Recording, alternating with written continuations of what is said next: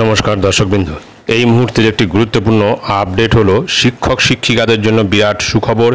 বিকাশ ভবন থেকে নির্দেশ ডিআইদের কি নির্দেশ দেওয়া হয়েছে শিক্ষা দপ্তর থেকে, সেটা আমরা আজকের এই প্রতিবেদনের মাধ্যমে জেনে নেব।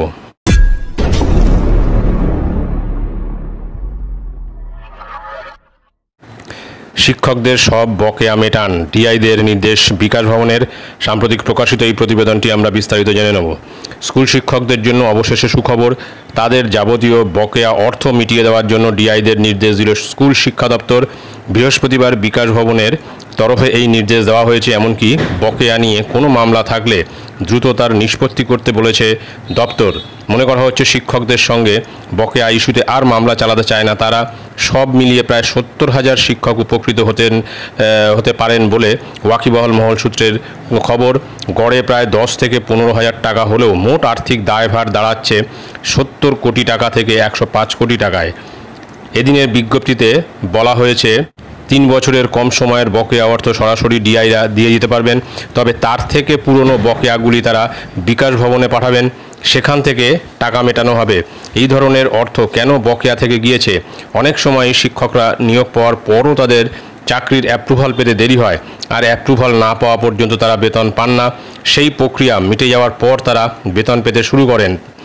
তবে অধিকাংশ ক্ষেত্রেই শুরুর দিকে যে কয়েক মাসের বেতন তারা পেতেন না, তা এরিয়ার বা বকেয়া হয়ে যায়। একে সরকারি পরিভাষায় লেট অ্যাপ্রুভাল এরিয়ার বলা হয়।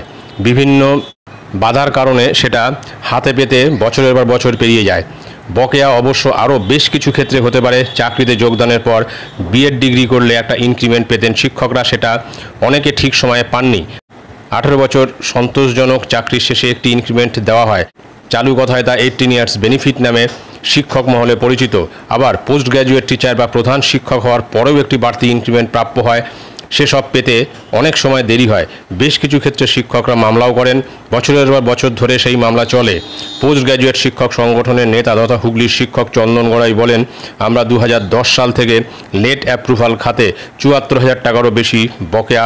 দেখা যাক এবার সেটা পাই কিনা। এই কারণেই সংগঠনগতভাবে আমরা পোর্টালের অনলাইন অ্যাপ্রুভালের দাবি জানিয়ে এসেছি। শিক্ষক সংগঠন STE এর নেতা অনিমেষ হালদার বলেন যে আমাদের হিসেবে এই ধরনের আবেদনকারীর সংখ্যা বহু মহকুমায় 3 থেকে 4,000। যদিও অন্য একটি আশঙ্কা করছেন তিনি।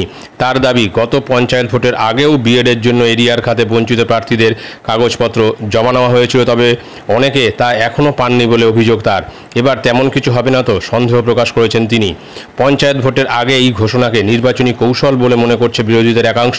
কেউ কেউ প্রশ্ন তুলছেন আদর্শ আচরণবিধি চলাকালীন এই ঘোষণা করা যায় কি না। তবে আধিকারিকরা বলছেন যে ট্রেজারির বিধির উল্লেখ করে এই নির্দেশিকা তা বহুদিন ধরেই রয়েছে, এতে কোনো নিয়ম লঙ্ঘন হয়নি। তো বহুদিন বাদে শিক্ষকরা যদি এই তাদের বকেয়াটা পেয়ে যান, তাহলে কিন্তু তাদের কাছে একটা বড় চমক বা বড় উপহার হিসেবে সেটা গণ্য হবে। এখন দেখা যাক যে এই এরিয়ার তারা কবে হাতে পান। ভিডিওটি ভালো লাগলে অবশ্যই সাবস্ক্রাইব করবেন চ্যানেলটি। পরবর্তী আপডেট ভিডিও পাওয়ার জন্য ধন্যবাদ।